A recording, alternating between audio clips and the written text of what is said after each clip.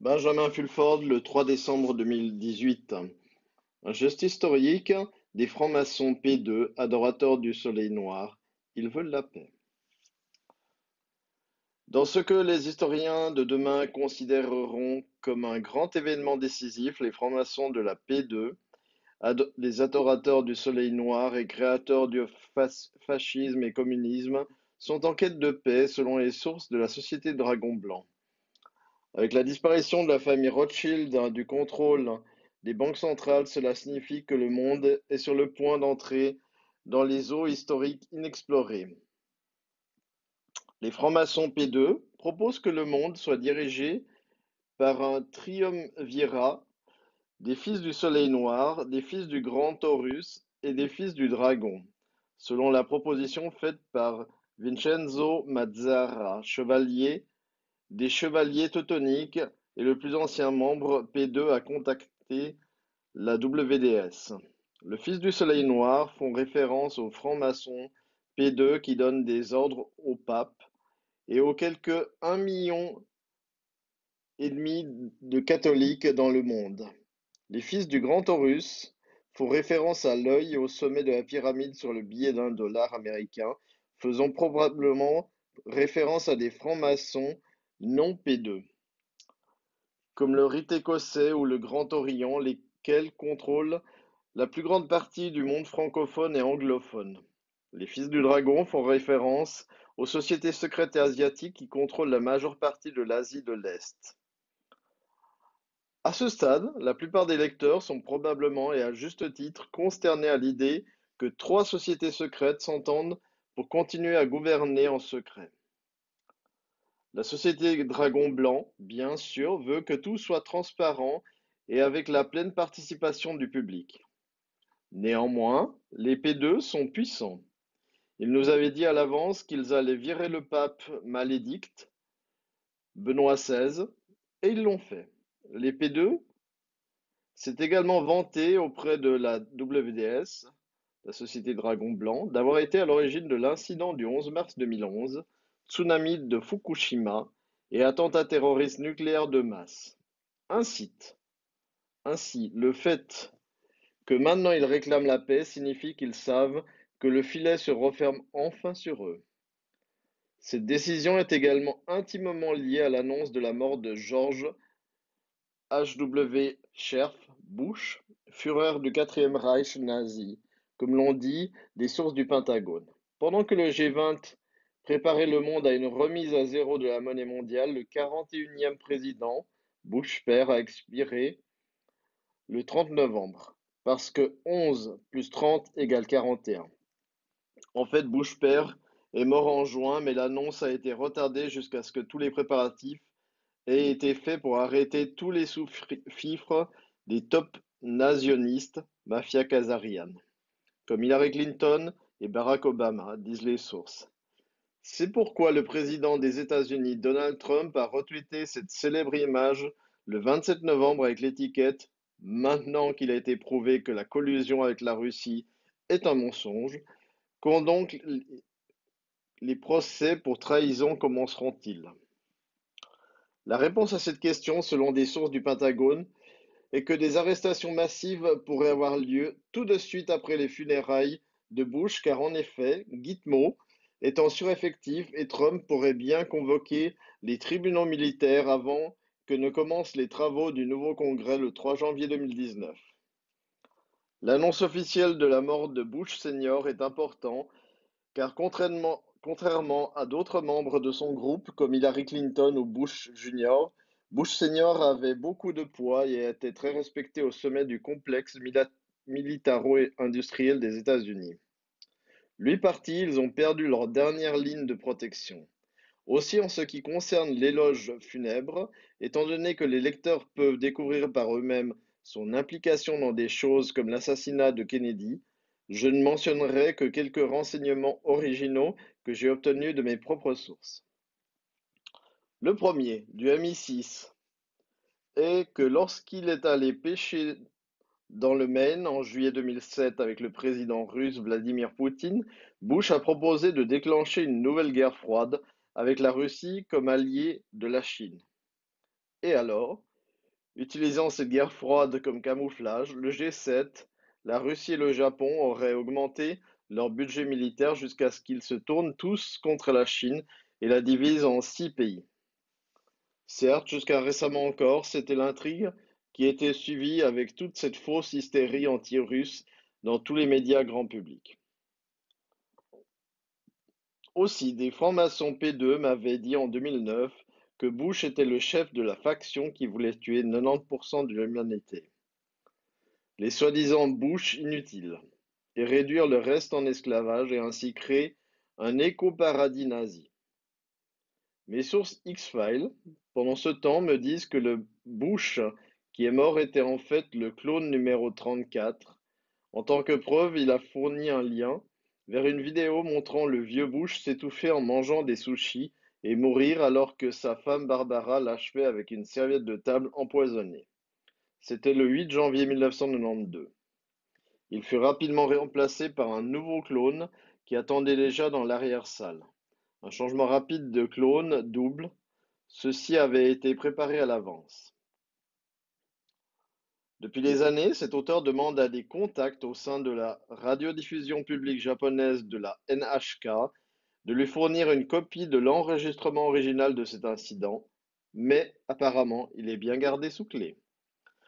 En guise de commentaire final, lorsque cet écrivain a approché Bush père pour une entrevue, on m'a répondu qu'il était à la retraite et qu'il ne donnait aucune entrevue, mais il était au courant de ce que je voulais faire et que j'avais sa bénédiction. En d'autres termes, il semble avoir changé d'avis sur le génocide et accepté le plan alternatif d'une vaste campagne pour réparer la planète suivie d'une incursion de l'homme dans l'univers. Cela nous ramène aux ouvertures de la paix de la franc-maçonnerie P2, mentionnées ci-dessus.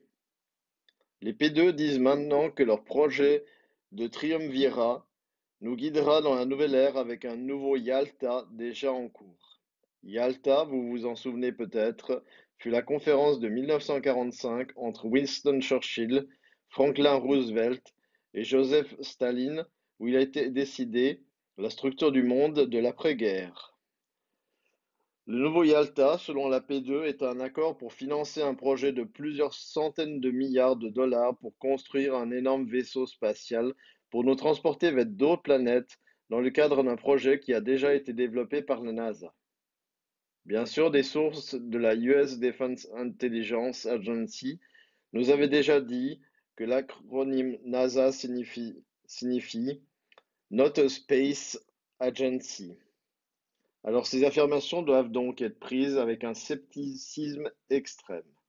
L'autre chose que le P2 avait à dire était que le système financier mondial a été capable de créer des dettes financières de 1,4 quadrillion de dollars contre un PIB mondial de moins de 100 trillions de dollars. C'est devenu un monstre qu'aucun algorithme de banque centrale ne peut contrôler.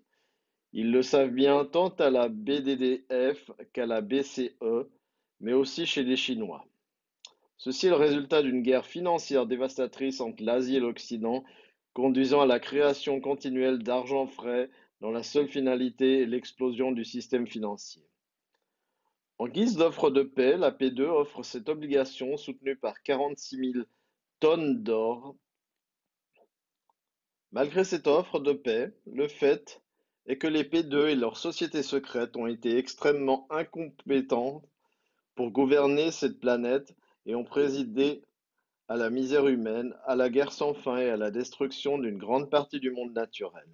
C'est pourquoi, au lieu d'accepter leur triumvirat, nous devons continuer à les combattre jusqu'à ce que leur capitulation soit totale et sans condition. Sur ce front, une importante tentative de la cabale khazarienne de déclencher la Troisième Guerre mondiale a été stoppée la semaine dernière. Il n'y a pas de miracle de Hanouka cette année, après qu'ait été débouté un faux drapeau israélien contre la marine des États-Unis et qui devait être imputé à l'Iran, disent les sources du Pentagone. Cela a probablement quelque chose à voir avec la nouvelle que le vice-amiral Scott Stirney, qui supervisait les forces navales des États-Unis au Moyen-Orient, a été retrouvé mort samedi dans un soi-disant suicide. Cet incident, combiné au pointeur laser Mossad qu'il avait ciblé la semaine dernière, signifie que Trump est peut-être maintenant prêt à déclassifier non seulement le dossier FISA, mais de JFK et de 11, 11 septembre, afin de mettre un terme au règne d'Israël de la cabale Bush, disent les sources. Israël est placé au pied du mur parce que ses forces aériennes, ses missiles, son drone en papier et son lobby sont inutiles alors que l'Assemblée générale des Nations unies exige le rapatriement du Golan, poursuit-elle. Un changement de régime est attendu, tant en Israël qu'en Arabie saoudite, alors que les patriotes des deux pays cherchent de l'aide mondiale pour chasser Benjamin Netanyahou et son animal de compagnie Mohammed bin Salman, selon eux. C'est ce qu'on a pu constater lorsque Trump a refusé de rencontrer MBS lors de la réunion du G20 qui venait de s'achever. En outre, la police israélienne a recommandé d'inculper Netanyahou pour de multiples crimes et sa chute n'est qu'une question de temps. Selon des sources du Pentagone, la Cour pénale internationale se joint au procureur argentin pour examiner les accusations de crimes de guerre contre MWBS, l'Union européenne et l'ONU, et cela pour impliquer Israël parce que le Yémen a été bombardé. L'autre bandit de la mafia khazariane qui risque d'être expulsé est le président de la République française, Emmanuel Macron, esclave des Rothschild.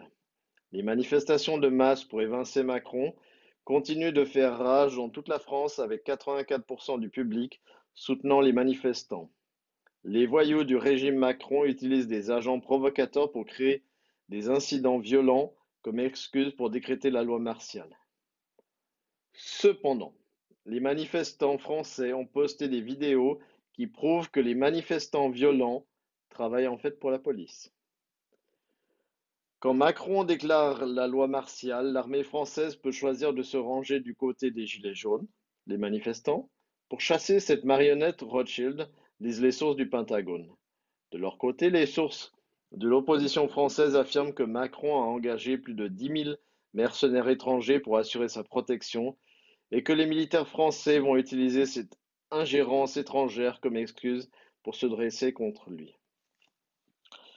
Une autre marionnette criminelle de Rothschild qui sera bientôt retirée est le ministre japonais des Finances, Taro Aso, selon les sources de la droite japonaise. Aso a également exaspéré l'extrême droite en promettant de vendre toutes les ressources en eau du Japon au profit de son gendre Alexandre de Rothschild. Une source de la droite, proche de la famille impériale, a déclaré: La mort d'Aso a déjà été commandée, et s'il n'est pas déjà mort, il le sera bientôt. L'arrestation du président de Nissan, Carlos Ghosn, s'inscrit dans le cadre de la campagne visant à éliminer l'influence Rothschild française dans ce pays selon les sources. M. Trump a déclaré au Premier ministre du Japon, Shinzo Abe, lors du G20 qu'il était favorable à un Japon fort dans le rééquilibrage de l'alliance Nissan-Renault, selon les sources du Pentagone. Comme le PIB du Japon est presque le double de celui de la France et que la capitalisation boursière de Nissan est presque le double de celle de Renault, la France sera contrainte de vendre ou de réduire sa participation, ont-ils ajouté. Enfin, une sorte de bataille de type californien ésotérique impliquant des armes à énergie dirigée se déroule également en Australie. Les services de renseignement de l'Australie nous ont envoyé des images suivantes de ce qui semble être une attaque massive de DEW qui déclenche des incendies dans le Queensland. Définitivement, les choses se réchauffent et on peut s'attendre à beaucoup plus alors que la bataille pour libérer l'humanité fait rage vers la victoire et la libération de l'esclavage de la dette babylonienne et vers un nouvel âge d'or. Traduction Estelle Petite Étoile, version originale anglaise, benjaminfulford.net.